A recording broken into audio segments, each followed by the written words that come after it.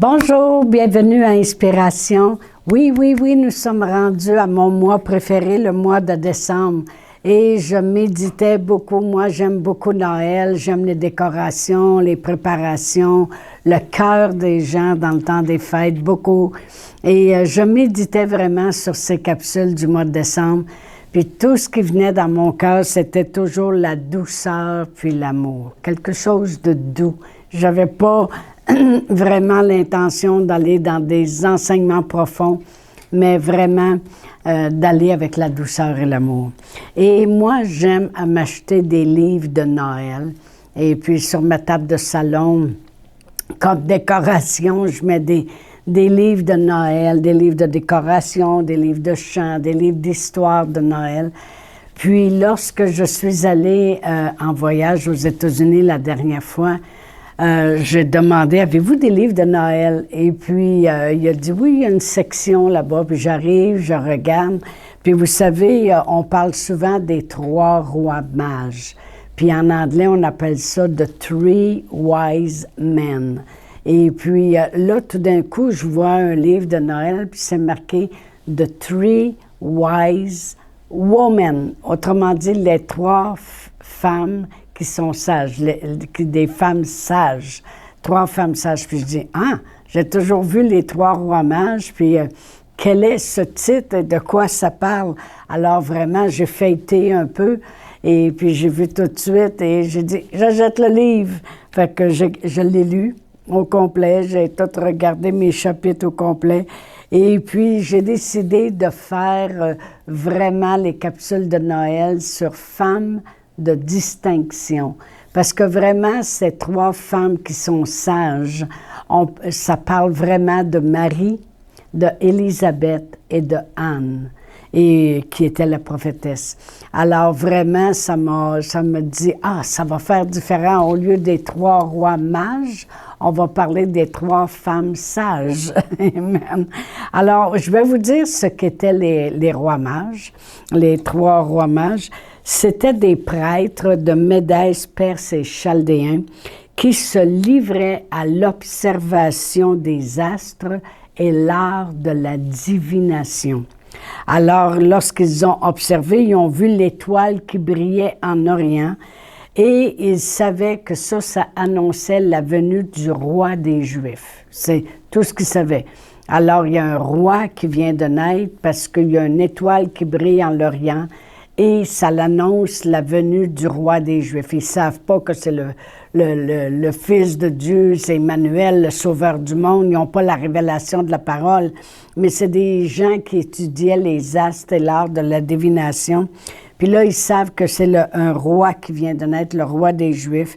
Alors, ils ont dit, il faut aller adorer ce nouveau roi qui vient de naître. Et lorsqu'ils sont arrivés, on sait toute l'histoire. Il apportait toujours un cadeau représentatif du roi qui était devant eux. Et un a apporté de l'or, l'autre a apporté de l'encens, puis l'autre a apporté de la myrrhe. Et vraiment, l'or représente, parce que c'est toujours un cadeau représentatif. Alors, lorsqu'il a donné l'or, ça représentait la prospérité. L'encens représentait un sacrifice de bonne odeur. Et la myrrhe, qui était médicinale, ça représentait la guérison.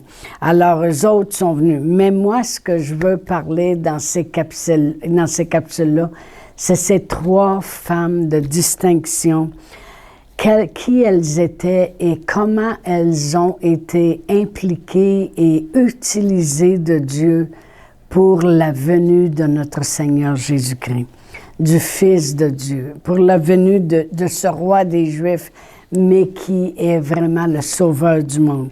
Alors, premièrement, c'était des femmes ordinaires, des femmes qui étaient pures dans leur cœur et qui ont été utilisées justement de leur disponibilité puis de leur cœur ouvert pour la venue de Jésus. Alors, on va regarder ces femmes-là dans le contexte dans lequel elles vivaient, puis leur implication à chacune qui était complètement différente, mais qui ont participé à ce grand miracle qui arrivait sur la terre, la venue de Jésus. Alors, je vais lire dans Luc 1, et puis je vais aller tout de suite au verset 26 et 27. Ça dit, au 6e mois, l'ange Gabriel fut envoyé par Dieu dans une ville de Galilée nommée Nazareth, auprès d'une vierge fiancée à un homme de la maison de David nommé Joseph. Le nom de la vierge était Marie. Alors vraiment, un ange est arrivé, il est arrivé près de cette jeune fille qui était fiancée, qui allait se marier vraiment. Et puis, moi, ce qui m'impressionne en partant, c'est que la venue du Fils de Dieu, elle n'a pas été annoncée à des grands rois, à des nobles ou à des grands prêtres, non, à une jeune fille qui était pour se marier, qui était fiancée et qui, la venue du Sauveur, amen, qui allait se marier avec le Fils. Lui, Joseph, était de la descendance de David et vraiment, cette jeune fille-là était pure, elle allait se marier. Puis, ça m'impressionne vraiment de voir que l'ange s'est déplacé pour venir directement à elle. Dans Luc 1, si je continue à lire à partir du verset 30, la parole de Dieu nous dit, « L'ange lui dit, « Ne crains point, Marie, car tu as trouvé grâce devant Dieu. Et voici, tu deviendras enceinte, et tu enfanteras un fils, et tu lui donneras le nom de Jésus. Il sera grand, il sera appelé Fils du Très-Haut, et le Seigneur Dieu lui donnera le trône de David, son père. » Puis elle est pour marier Joseph, qui est de la descendance de David. « Il régnera sur la maison de Jacob éternellement, et son règne n'aura point de fin. » Marie dit à l'ange, « Comment cela se fera-t-il, puisque je ne connais point d'homme? » L'ange lui répondit, « Le Saint-Esprit viendra sur toi, et la puissance du Très-Haut te couvrira de son ombre. C'est pourquoi le Saint-Enfant qui naîtra de toi sera appelé Fils de Dieu. Voici Élisabeth, ta parente, a conçu elle aussi un fils en sa vieillesse, et celle qui était appelée stérile est dans son 6e mois, car rien n'est impossible à Dieu. Marie dit, « Je suis la servante du Seigneur, qu'il me soit fait selon ta parole. » Et l'ange la quitta.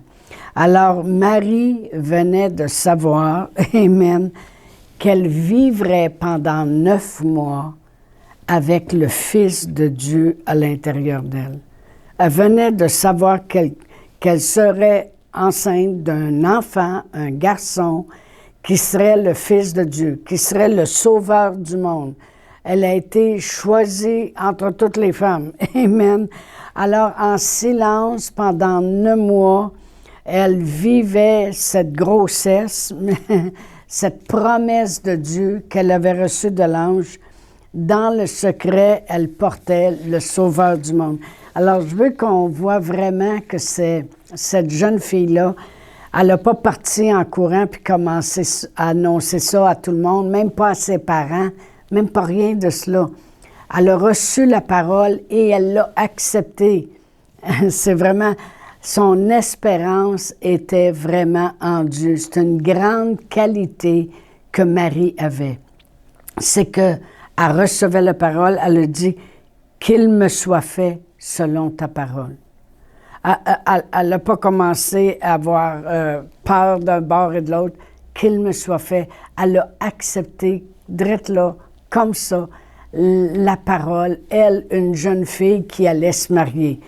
Et dans Hébreux 10, 23, ça dit « Retenons fermement la profession de notre espérance, car celui qui fait la promesse est fidèle. » Alors vraiment, elle a reçu la parole, elle l'a acceptée, « Qu'il me soit fait selon ta parole. » Et puis elle s'est dit « Celui qui fait la promesse est fidèle, je n'ai pas à m'inquiéter de rien. » J'ai pas à avoir peur, j'ai pas...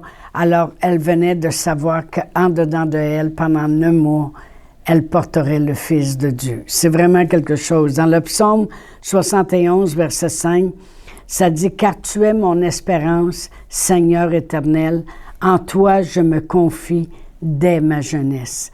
Voyez-vous, en toi je me confie dès ma jeunesse. Voyez-vous, c'était une jeune fille. Les filles vierges comme ça qui se mariaient, il n'y avait pas 30 ans, puis il n'y avait pas 25 ans. Ils étaient toutes jeunes. Il y avait à peine des fois 16, 17 ans, 15 ans. Il était toute jeune dès sa jeunesse. Elle a mis sa confiance en l'Éternel. Marie est un des plus bels exemples de mettre notre espérance dans les promesses de Dieu.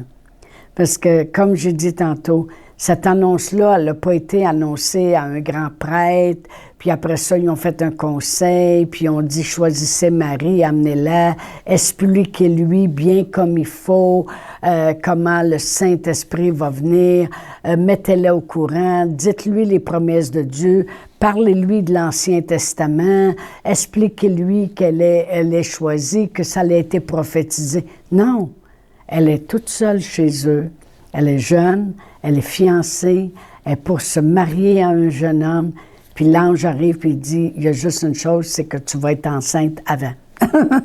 Alors vraiment, moi j'aime comment cette femme-là, elle a regardé son espérance en Dieu, puis elle a dit, si tu le dis Seigneur, je l'accepte tel que c'est. Dans le psaume 130, verset 5, ça dit, « J'espère en l'Éternel, mon âme espère et j'attends sa promesse. » C'est exactement la position que Marie avait. Elle attendait la promesse, point à la ligne. Vous savez, toutes les promesses de Dieu sont oui et amen pour nous. Et puis, on doit les attendre de la même façon. Le Seigneur va nous dire... ta guérison est là, puis on sait que toutes les choses sont contraires, puis le médecin n'annonce pas des bonnes nouvelles, les radiographies n'annoncent pas des bonnes nouvelles, les tests n'annoncent pas des bonnes nouvelles, puis Dieu il dit « Je te guéris ». Est-ce que notre espérance est en Dieu comme cette jeune fille-là est un des plus grands modèles de mettre son espérance en Dieu? Dans le contexte, comme j'ai dit, c'est sérieux. Quand une jeune fille était promise en mariage, puis surtout, son mari est de la descendance de la tribu de David. Amen. Pas de la tribu de David, du roi David, excusez. Il est la descendance de David. Et puis, c'est sérieux, c'est des gens bien. Et puis, là, elle doit lui dire qu'elle est enceinte. Elle se retrouve enceinte, elle accepte la volonté de Dieu. Elle n'a pas commencé à dire que vont dire le monde, qu'est-ce qui va arriver, puis 56 choses se passer dans sa tête. Au contraire, elle l'annonce à Joseph. Pourquoi qu'elle lui annonce? Parce que dans Matthieu 1, si je lis à partir du verset 18, ça dit « Voici de quelle manière arriva la naissance de Jésus-Christ. Marie, sa mère, ayant été fiancée à Joseph, se trouva enceinte par la vertu du Saint-Esprit avant qu'ils aient habité ensemble. Joseph, son époux, qui était un homme de bien et qui ne voulait pas la diffamer, se proposa de rompre avec elle. Puis comme il y pensait, on sait qu'il a fait un songe et puis Dieu lui a parlé puis il a dit « Ne crains pas de prendre Marie pour ta femme ».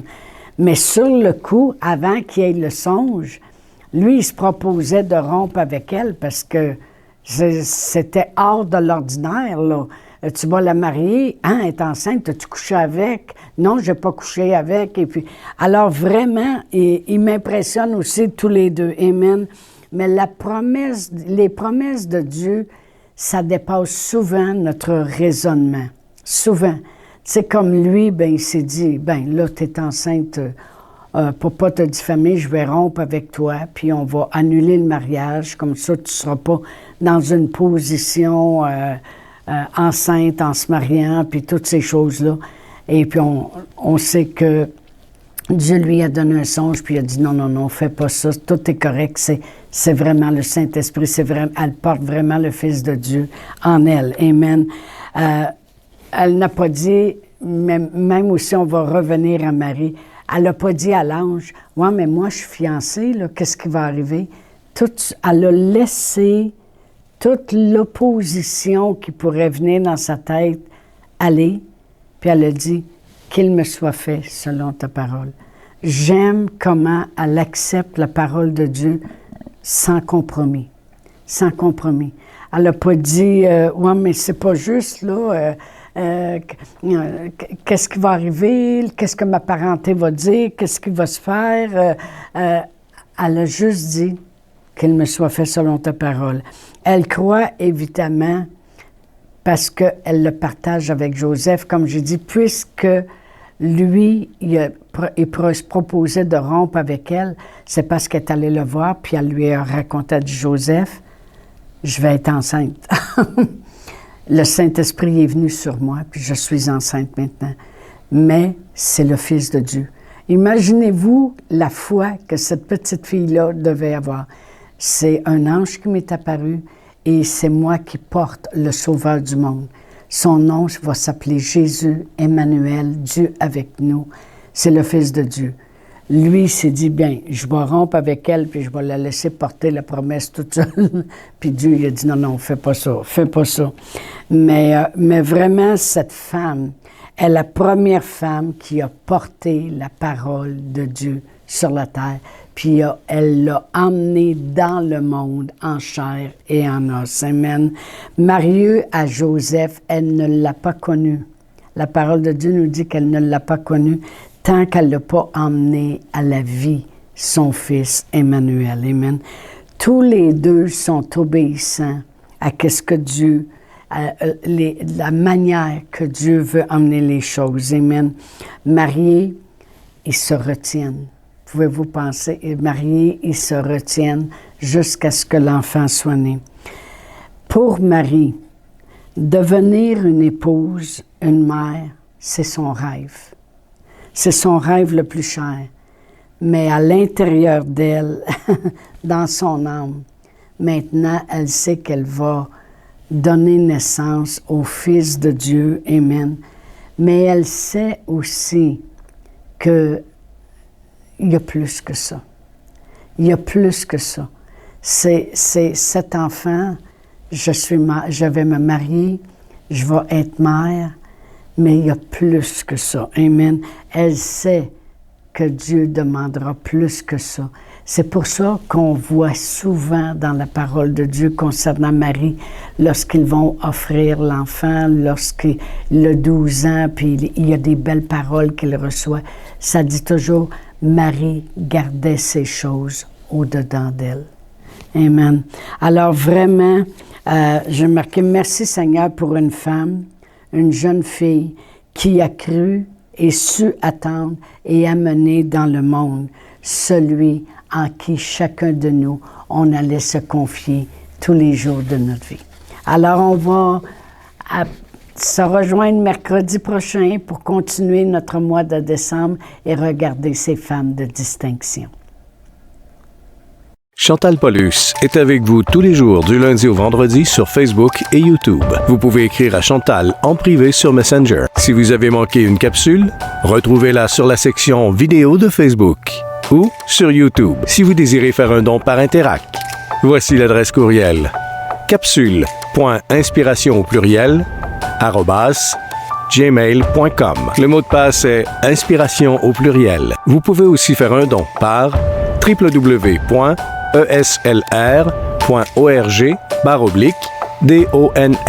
Veuillez indiquer en mémo Capsule Inspiration.